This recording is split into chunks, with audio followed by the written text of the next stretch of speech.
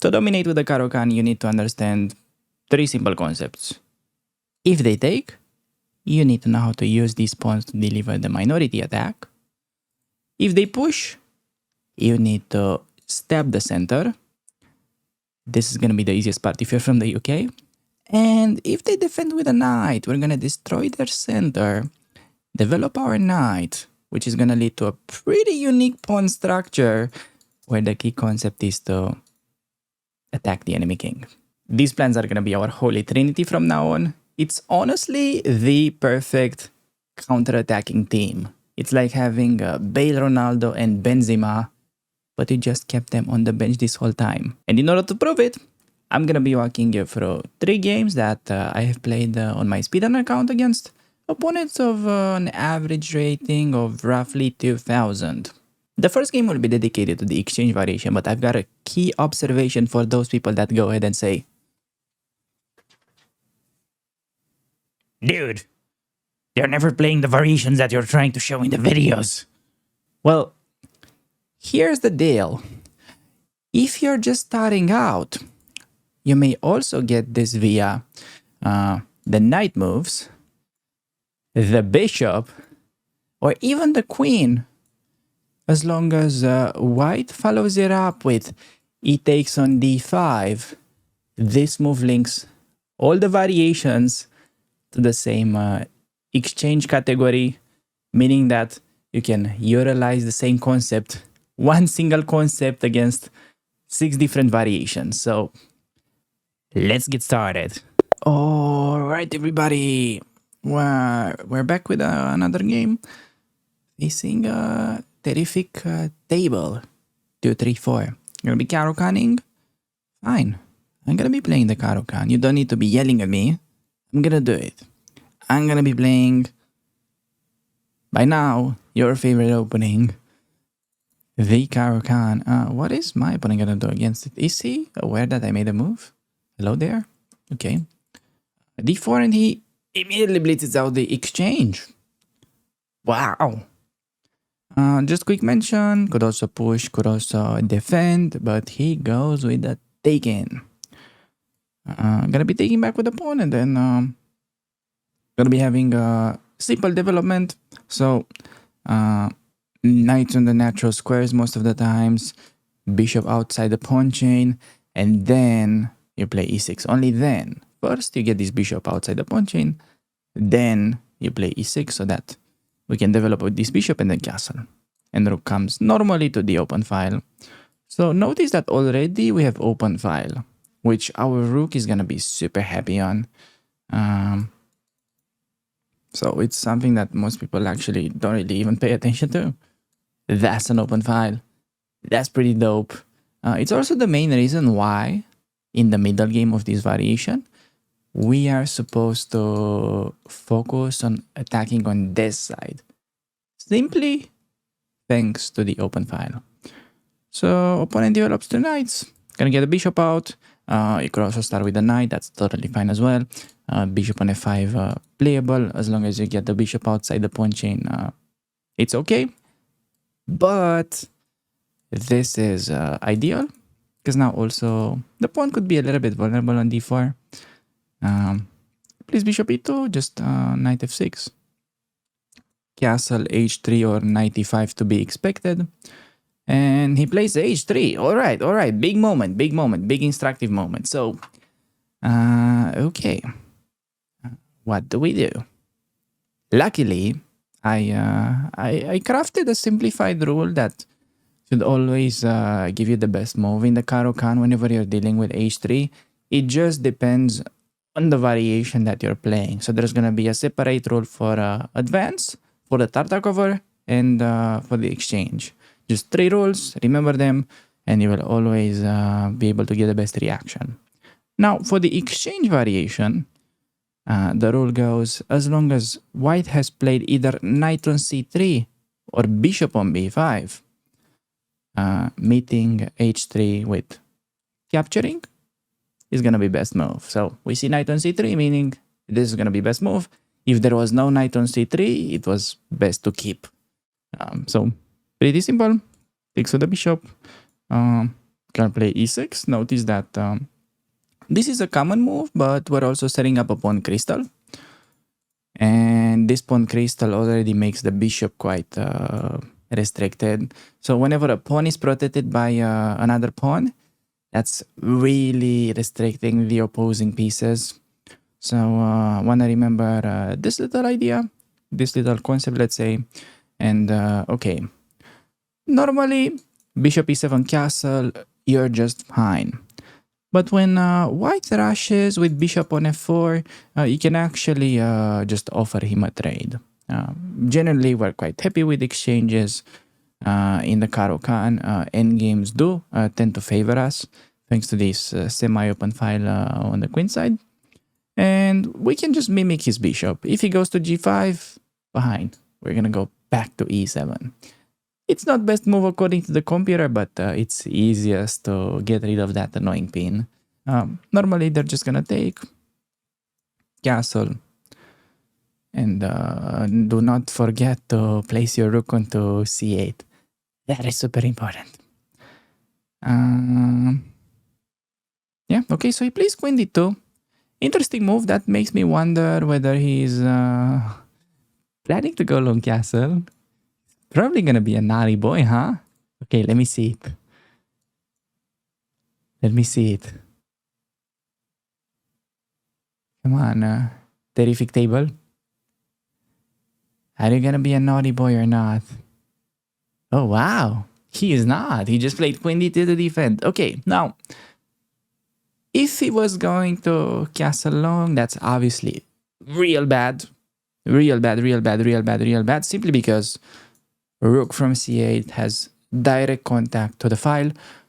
Place the rook down there, then just try to like push these pawns, get rid of the knight, and then this knight could maneuver to c4. All of the pieces are starting to come next to the white king, and his attack is always like really slow with these pawns. So the attack is usually not that effective because it's not really backed by pieces. He only has pawns.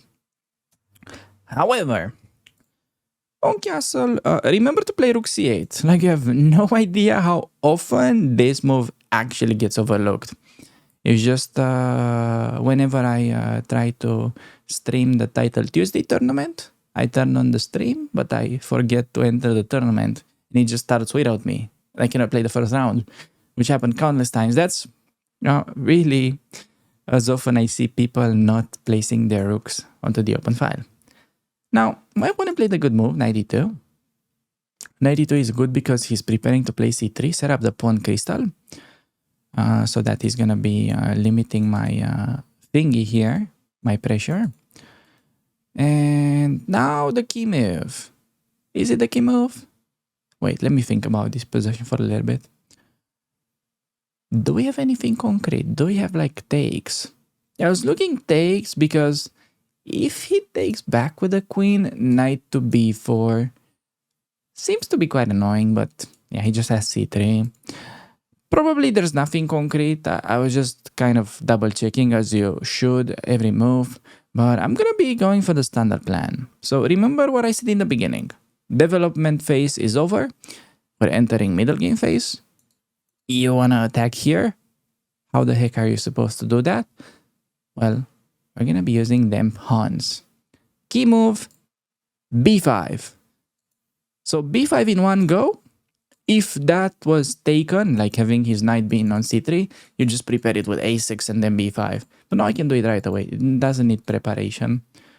So b5 is a very strong move because, well, if he doesn't do anything, I'm gonna play b4. And if he doesn't do anything, I'm probably gonna move my queen. I'm gonna double up rooks onto the open file. I'm gonna move away this knight somewhere. And then it's gonna be very difficult for him to protect the pawn. And why do we need the pawn on b4 is that whenever he tries to push c3, we can take that, oops, like this.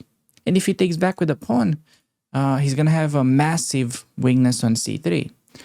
Well, you're probably wondering, okay, I mean, sure, it's still like protected by the knight. It feels weak, but doesn't seem to be that big of a deal. Well, try to compare that position with a pawn on c3 that cannot be defended by other pawns with the starting position. Like, let's just say you do this exactly same maneuvers. Yeah, just take the pawn from b4, put it on b7, and just have white pawn still on b2. You do the same attacking business, it's not gonna work. There's no chance. White's queenside is gonna be rock solid. That is why you did this undermining move. So he plays c3, and I think we can just go for it now. b4 right away. I don't see a reason why not to. So pretty much no matter what my opponent is gonna do right now, this is, by the way, called the minority attack. Whatever he's gonna do, he's gonna end up having a structural weakness. So if he takes, we recap, however you prefer, and then he has isolated pawn on d4. If we take, he takes with the knight. He has once again isolated pawn on d4. If we take, he takes with the pawn. He's going to have backward pawn on the c file. Really, the whole point behind the minority attack is so that we can create him a backward pawn. Okay, I know what you're probably thinking. What is this crazy dude trying to imply with a backward pawn? Well, backward pawn or isolated pawns in general are one of the biggest strategic advantages that you can get in chess. They're strategic static advantages, meaning that even if, let's say, you're not playing super precise, okay, you're just starting out, let's say, or you're an intermediate player, you don't need to have, razor sharp precision, because the weakness is still gonna be there. It's gonna be a target in the long run, pretty much for the rest of the game. So having a strategic advantage like that, let's say giving your opponent an isolated or backward pawn, it's almost as good as having an extra pawn. So it can easily become a winning advantage. And the main strategy, right, while, let's say, playing against such pawns is that, say he takes with the b pawn, ideally you would just love to get all the heavy pieces involved to pressure that pawn. So let's say double up rooks on the c file, get the queen to attack it, and it's just going to be very difficult for him to hang on. Now, my opponent did the other thing, so he took with the knight. As I said, issue is that when you take with the knight, pawn on d4 is going to be isolated, and perhaps already we are completely winning, which is honestly fairly insane, but it just shows how overpowered this strategy is. I'm going to give you some help. It starts bishop f4, but then you have to find the key move. So please feel free to pause the video and try to find the key winning move after queen takes on f4. Because yes, just like that, opening phase against a 2000 elo opponent, you can easily just pick up your free win, because we did the minority attack. That's really the move that most people forget. Most people in this position would go like take and queen b6, or even queen b6 right away, hanging their bishop. But the problem if you do it this way, yeah, like queen b6 or something, like let's say takes, and then queen b6, yes, c3, and you're stuck. You're blocking your whole, let's say, winning mechanism. You're not going to have a win condition anymore with the queen in front. Now he took with the queen, and are you ready for revealing the answer? Bang! Double attack. Queen b6 now, and he is no longer able to protect the pawns. So, yes, winning a pawn. We are completely winning. I'm not exaggerating. And that is because from this point on, our strategy becomes really simple. We are more incentivized to exchange pieces than ever. Try to trade all the pieces. Okay, generally, there is a little tweak to this rule if you want. Because some people go ahead in the comments saying that, oh, I try to exchange all the pieces, but I still lose. Well, one very important thing while you look for exchanging pieces is you should aim to exchange pieces of similar activity. So the biggest problem that happens most of the times when you, let's say, misplay this strategy is that you're probably exchanging your most active piece for your opponent's least active piece. And if you create a habit out of that and do it constantly, of course, you're going to have an extra pawn, but you're going to be with all your pieces in the back rank, very passive. Surely there are going to be reasons to mess it up. So that's pretty much the biggest life hack to always trade properly while being up. Exchange pieces of similar activity, let's say. So he goes rook d1, yeah, gonna be taking on b2. Just having a breakfast over there. Just chill breakfast, having some coffee, maybe some eggs. While my opponent already has to like really watch out for these weaknesses. Goes 92, trying to defend, yeah. Okay, now I could still hang out over there. It's, you know, risky whenever you steal a pawn. So I'm going to try to apply that strategy that I said. Want to exchange pieces. So whenever you steal a pawn like that on b2, it's risky to stay over there.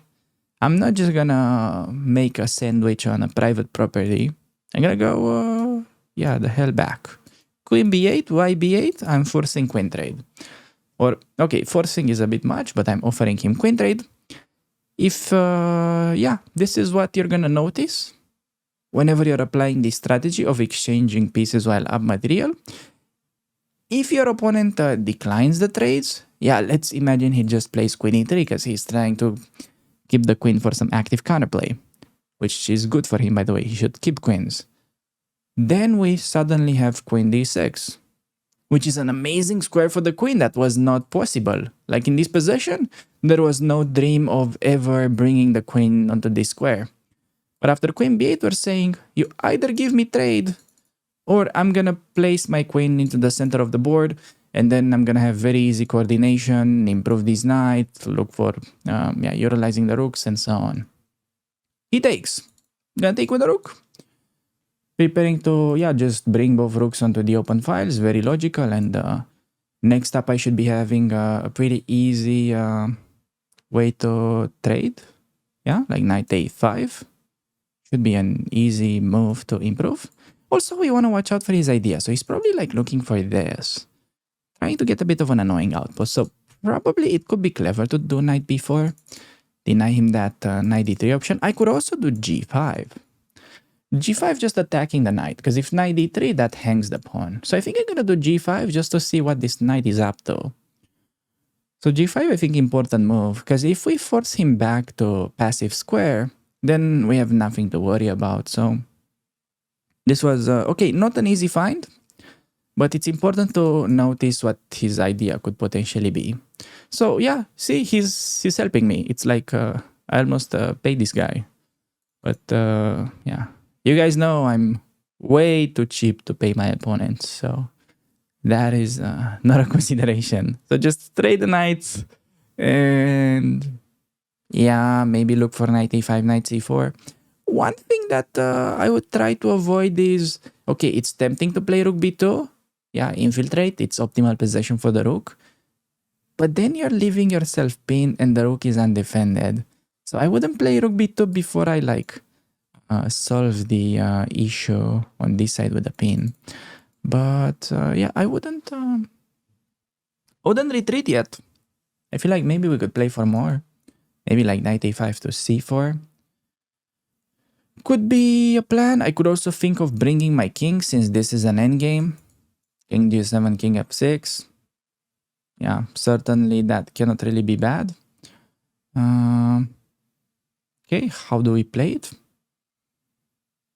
Yeah, I think I'm maybe 97, or yeah, not easy to say which one.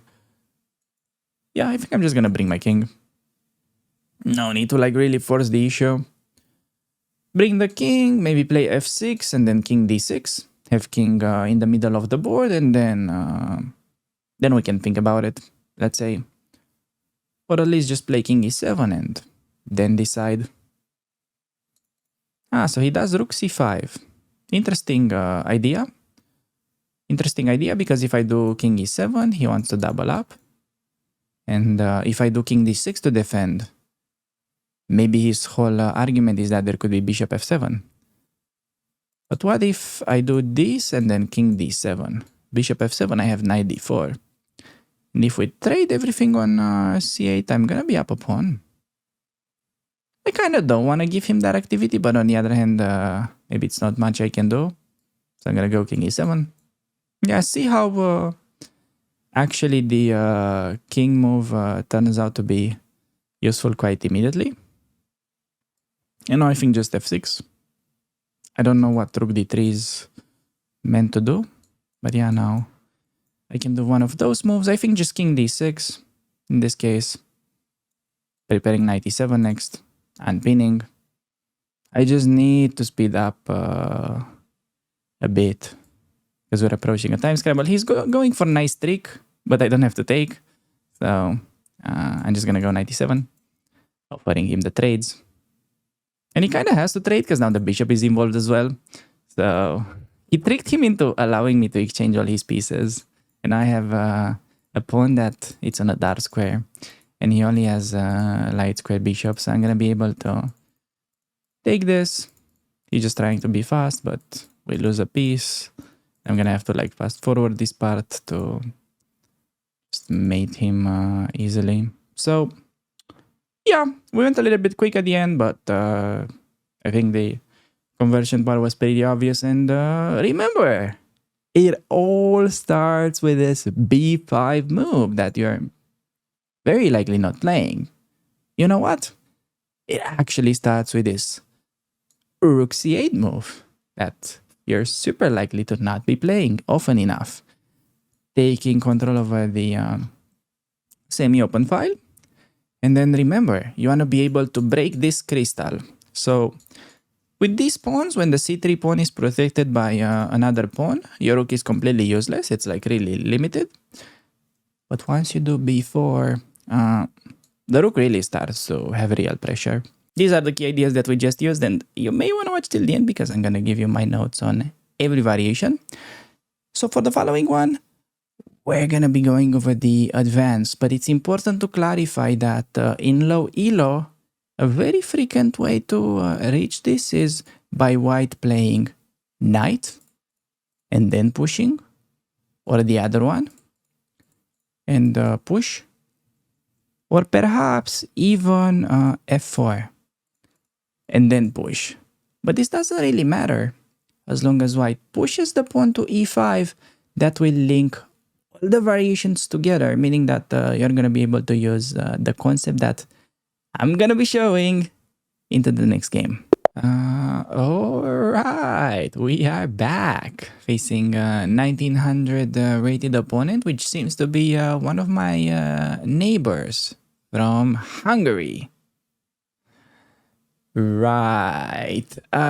Anyways, I'm gonna be going for the Caro-Kann. He can take, push, or defend. Those are the three main options, and he goes for the advance. Alright. Two ways to handle this. Bishop f5 is the more like a heavy theoretical line. But yeah, for intermediate players, especially below like 2200, oh man, c5. This is really the sweet spot. This is the line that you want to play because you really divide white's options. And c3, it's something that they do on a regular basis, and that's not optimal. So we're gonna go knight to c6.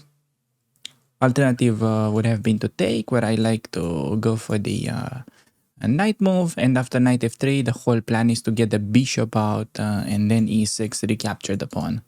Here, we're just gonna have an improved French defense. Gonna go knight c6 first.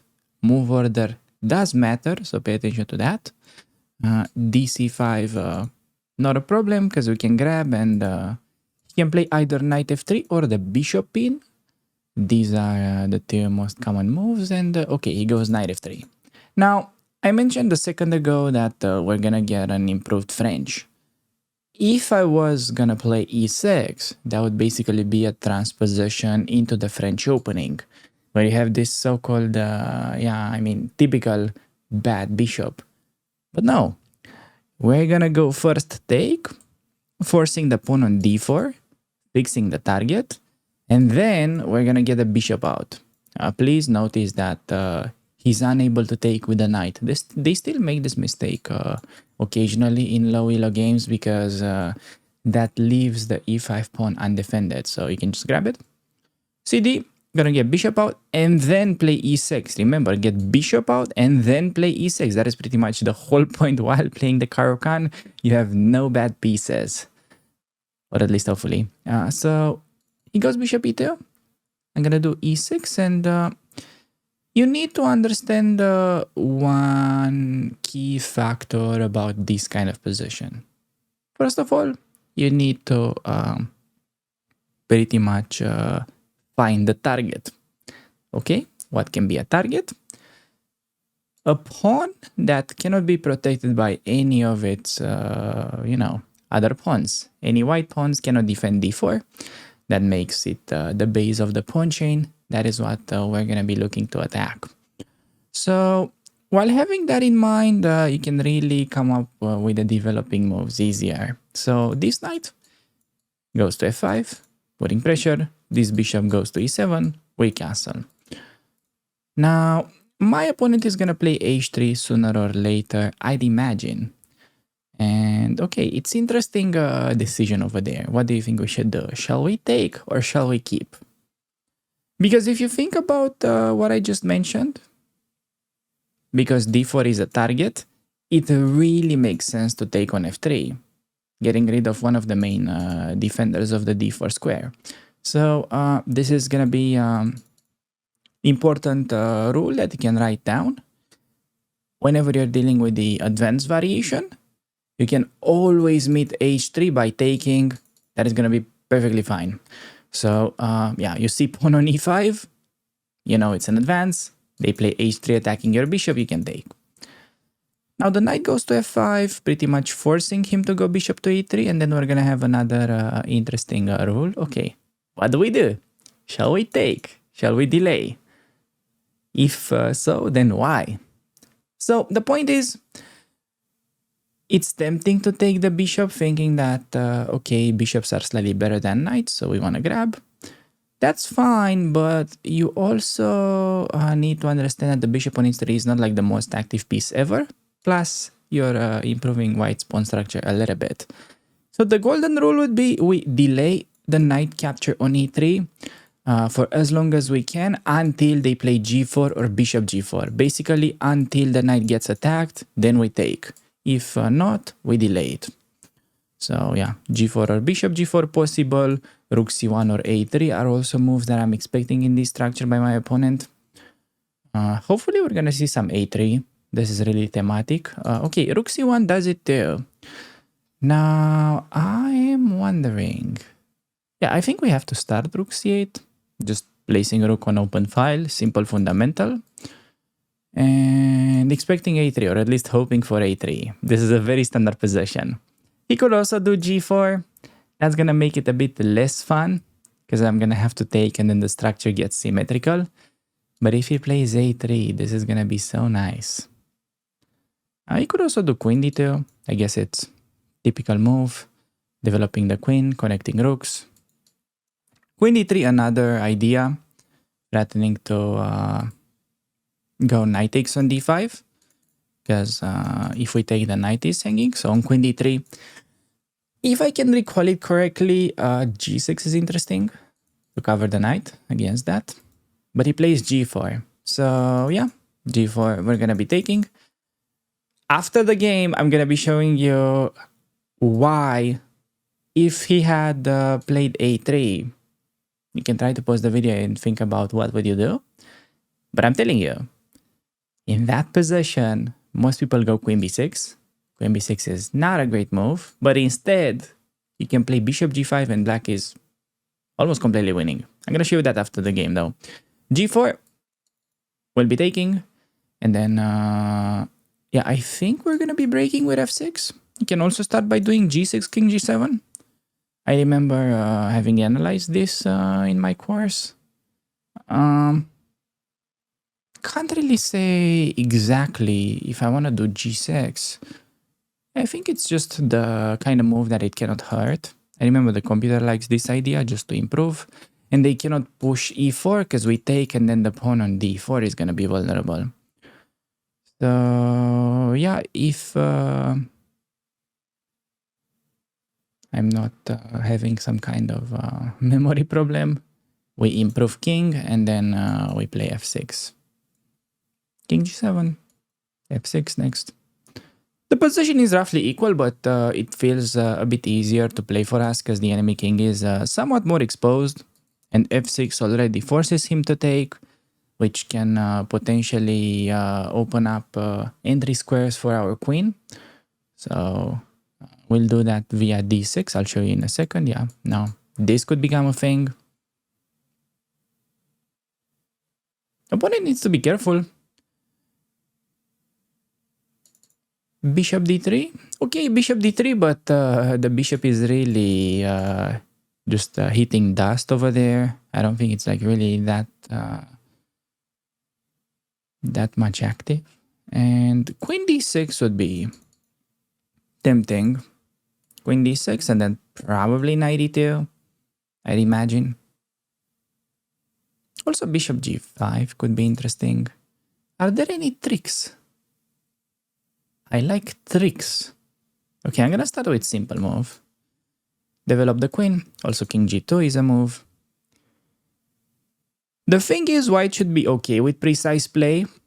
But yeah, I mean one wrong step and they can already get in like huge trouble. Like for instance, bishop h4 would be really threatening queen g3. His only move would be already knight e2. But then I think we can take and bring the other rook. Yeah, I don't see a way for him to really cover the dark squares. So I'm just gonna go for it. And the problem for my opponent is that his rooks are not connected. This is why it's so important to have your rooks connected in general. They say, okay, once you develop your pieces, develop the queen, so you connect the rooks. You may be wondering, okay, why the heck should I connect the rooks? The rooks are not in danger of getting captured. Well, here you will see a prime example where I'm gonna take and he's unable to keep fighting for the file. Also, notice that having he captured, I would have started with queen g3 intermezzo, pick up the pawn and only then take here. So he went knight e2 and now, yeah, we just go for the file grab. Really nothing nothing special. Oh, okay, I'm gonna play a6. No, he resigned. Come on, dude. I played a6 just so you can continue. This makes me so mad. I played a6 so that he could have gotten queen f1. But then, yeah, I mean, the position was completely winning because we were about to infiltrate with the rook. And the point is, on knight f4, you're obviously pinned. Low-hanging fruit is bishop g5, and I think you're just winning a pawn. But apparently, we would have been even more winning with knight d4.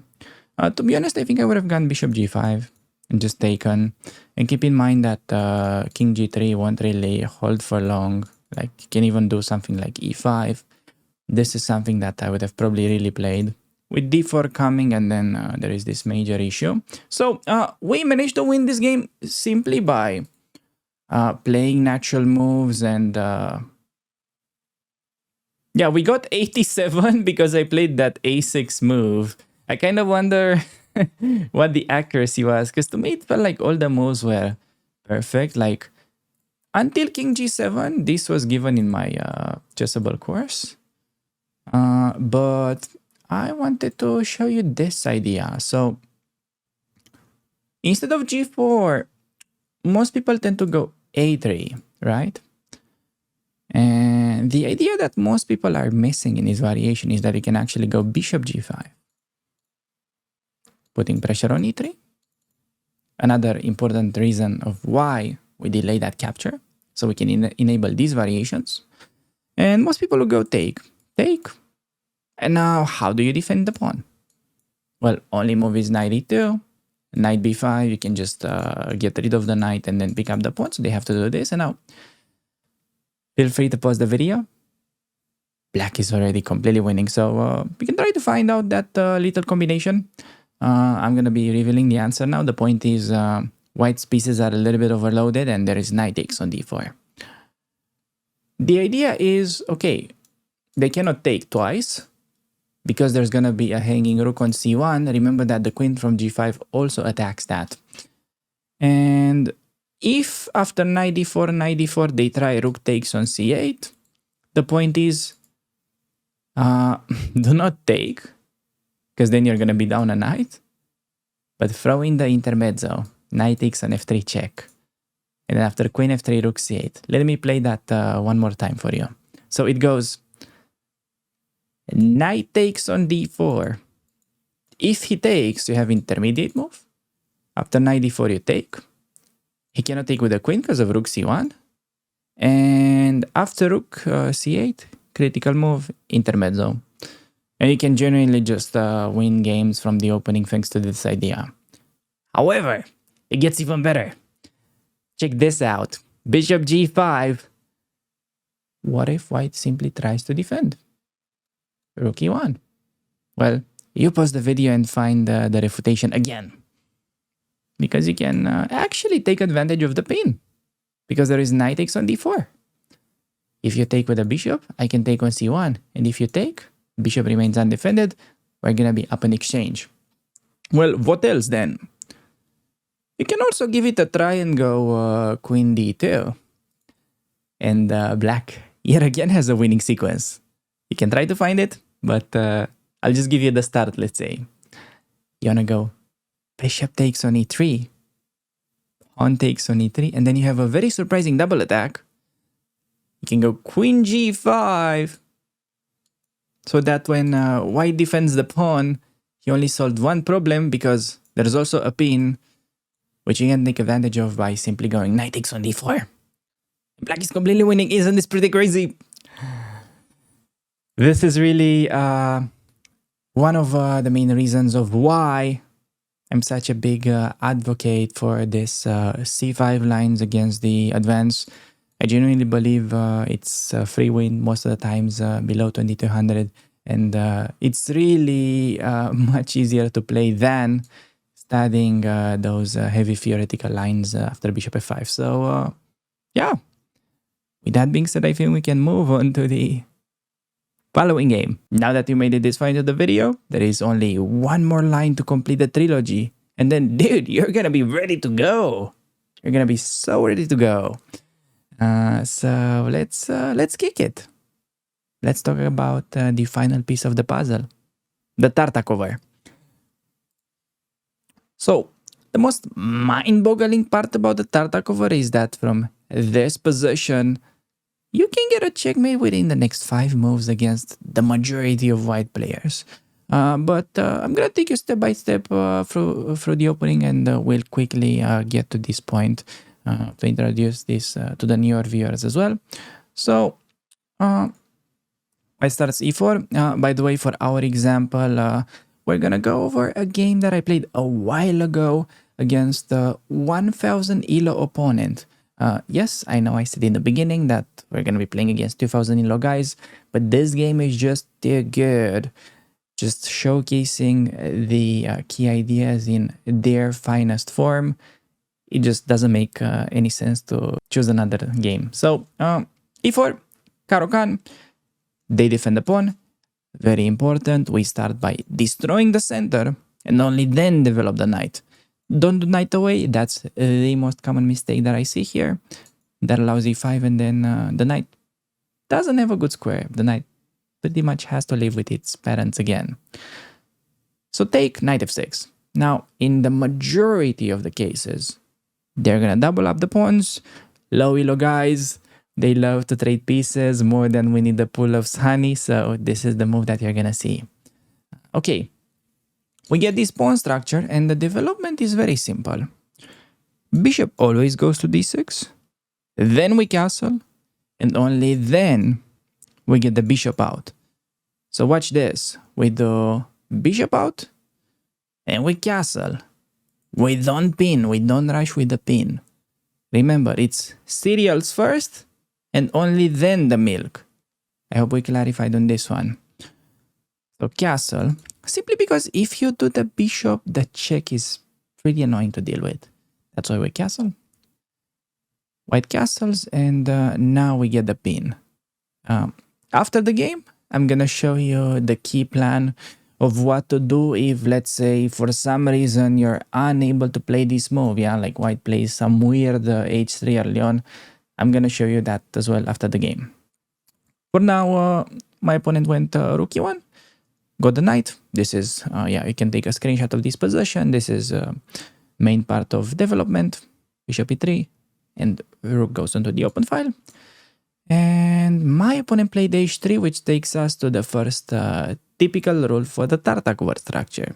So whenever you have double pawns and white goes h3, the best move is to always slide back the bishop to keep this annoying pin that will most of the times force your opponents to slide back and waste the tempo with the bishop just to kind of untangle their queen.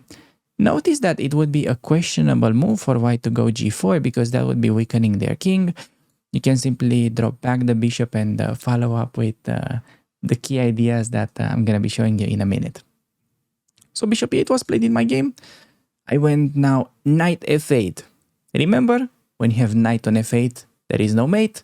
This is very typical maneuver that kind of easily gets overlooked at the beginning. So you want to remember this. And after c4, this is the first key position. And in order to understand why do we do what we're doing, is to notice that white's main win condition is the endgame. So from this position, white would pretty much love to exchange all the pieces, get into a king and pawn endgame, and they would be winning because they have 4 pawns against 3 majority on the queen side. So because we have this worse structure, endgames are pretty bad. So for that reason, we need to come up with an attack against the enemy king. So remember, only when you have the worst pawn structure, that's the only time when we attack the white's king. We rarely attack their king in the Caro-Kann, only in the Tartakower. And we do so with the key move, bishop c7. Very important, preparing queen d6, which is going to be threatening to eliminate the knight and then infiltrate with a checkmate idea. Now, it would be pretty bad strategically for white to play c5, trying to stop that move. c5 is simply permanently weakening the d5 square. Notice that it cannot be protected by any other pawns again, and we can install a knight there at some point or a queen. Plus the pawn on d4 is going to become backward. It's on an open file, we can bring our rooks easily and activate it. So c5 would be very risky. My opponent played rook c1, and I went queen d6. Queen d6 threatening bishop takes on f3 and then queen to h2, yeah? So naturally, he stopped that idea with g3. Okay, but what do we do now, genius? Well, let me ask you this question. Pause the video, black to play, and win the game on the spot. Let me tell you something.